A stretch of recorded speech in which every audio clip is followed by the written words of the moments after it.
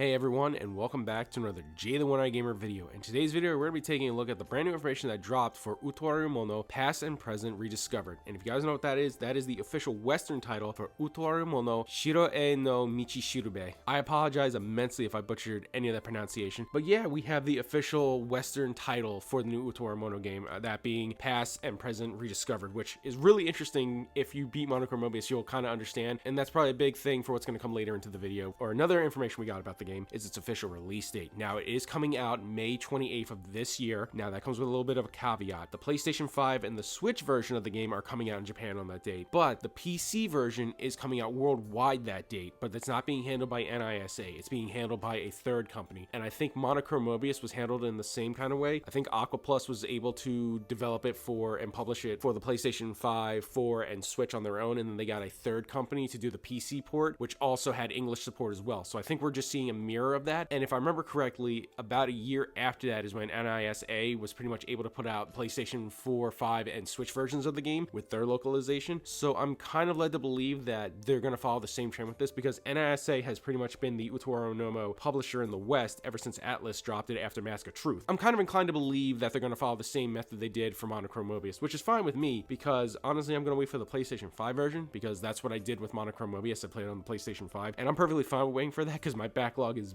more than big enough for me to hold off on a whole year. But if you're not like me and you want to play the game as early as you can, you don't have to wait. You can go on Steam. It does have the Steam page up, and it is down for pre-orders, I believe. That's something that's really cool about that. And some other information we got, which I also got from the first video I did about this, how they're revamping the ring combat system, and you see a little bit of that in the trailer I'm using as B-roll footage, and it looks pretty gnarly, especially when you see Oshiteru pretty much tapping into the power of the mask, but it's in a way that I've never seen even the mask games get into with how it's portrayed. Usually when you activate the mask, you turn into the hulking monster if you're a male. If you're a female, you pretty much just get like a massive stat boost. So this is the first time we've ever seen where when you activate the mask, you're not going into your full monster form. You're basically, in the trailer, it looks like he's summoning it like a skeleton or like a stand. So it's very interesting, and I wonder what that's going to imply, because both him and Mikazuchi had that ability, and I wonder what that's tied to. But that's me just speculating on the front. Another information we got is the fact that they've said they're putting in over 100 new songs into this game. So that's pretty cool, because if you guys don't know, Utawarerumono is known for having amazing soundtracks and amazing opening songs as well. So I'm really looking forward to that. I was not disappointed with Monochrome Mobius, especially when they pulled from older songs in the franchises. That just sent me back to nostalgia. It was so awesome. And then another thing they also talked about in the game is how long the game's going to be. They said that if you want to do it from start to finish without rushing through it, it's going to take you about like 35 to 40 hours. If you are rushing and skipping cutscenes and not doing side quests, it's going to take you roughly around 20 to 25 hours to complete the main story. So I'm kind of led to believe if you're going to do the full completionist run with everything, you're probably looking at close to maybe like a 55 to 60 hour game length if you want to do everything, all the side quests and the story mode and all that, and get your characters leveled up to level 99, which is pretty cool. And it is nice to have a RPG that's not going to be another 100 RPG in my case. You guys don't know Trails. I love that series to death, but most of those games after a certain point have become like 100+ hour RPGs. Love every second of it. Don't get me wrong. I love every second of it, but sometimes playing like 100+ RPGs back to back is very draining, for me especially. It sounds like they're putting a whole lot into this game, which they really are. It's really impressive, and that's because, for the other reason, like I mentioned earlier in this video, is because, just like the title of this video, this is being touted as the very last Utawarerumono game in the whole franchise.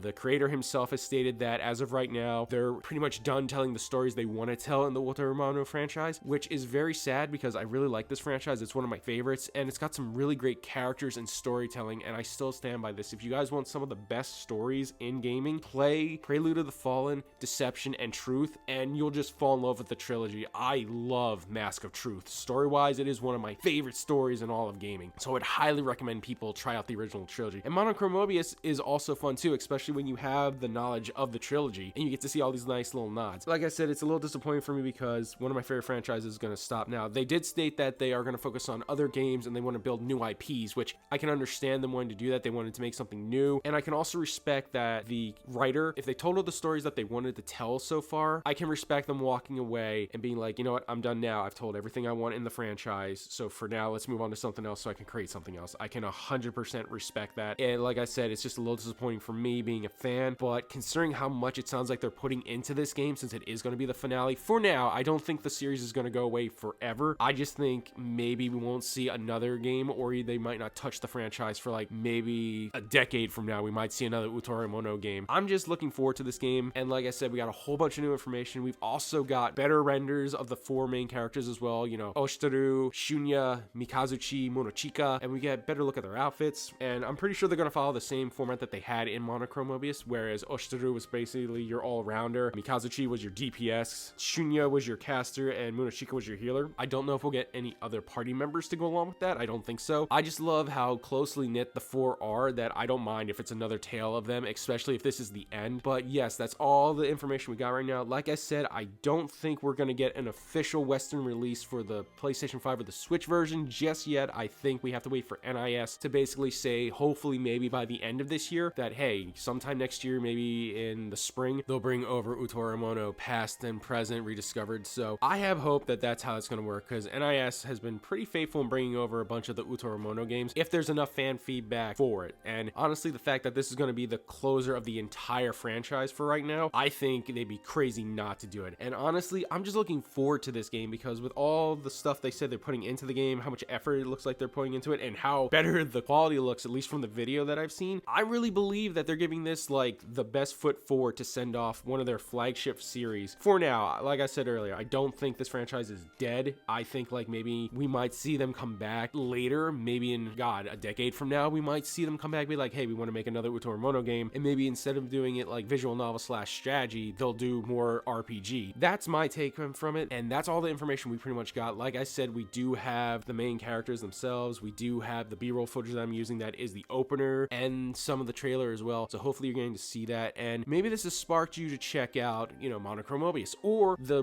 Utawarerumono trilogy itself. Like I said, Prelude to the Fallen, Deception, and Truth, all great games, all great stories. Some of the best characters in gaming I've ever had the privilege of, like, you know, interacting with have come from this franchise. And I can understand if some people are turned off because it is mostly a visual novel, but I promise you, if you can get past that and just immerse yourself in the world and the characters and the storytelling, you will not be disappointed. I have not been disappointed in any of the 3 games, and I've not been disappointed in Monochrome Mobius. But that's basically gonna do it for the video, guys. I went over all the information I thought you wanted to know about, like the Western name, the release date, the fact that it's going to be the last game in the franchise, and honestly, like I said about that, I'm a little sad, but I can respect the creators going like, hey, we've done all we wanted with this franchise and these characters in this universe for now. We want to focus on other franchises and make new IPs and go forward from that. And like I said earlier, that doesn't mean this franchise is dead forever. I really think it'll come back at some point when they're like, hey, you know what, let's maybe tell another story in this universe or do something with Utawarerumono, because it's got such brand recognition, people love it so much, I don't think they'll let it go forever. But that's just me personally wishing. But either way, I still hope that this game is going to be the big send-off that this franchise deserves, and I'm gonna wait until we get the official release from NIS to get it. But like I said to everyone else, if you don't want to wait that long like me for a PlayStation 5 or a Switch version to come to the West, the PC version is going to be there for you day and date with the Japanese release, so you don't have to wait like I do. So with that, I want to thank you very much for watching the video. If you've made it this far, please feel free to leave me a comment in the comment section. Let me know if you ever played any of the Utawarerumono games. Have you played Monochrome Mobius? Have you never heard of Utawarerumono? And if you haven't, has this gotten you interested to check it out, knowing that this next game is going to be the finale of the whole series, so you can technically binge the whole series if you want? But either way, just let me know how you guys feel about this. So without further ado, I want to thank you very much for watching the video. I want you all to have a great day. I want you all to be safe out there, and remember, let's rock.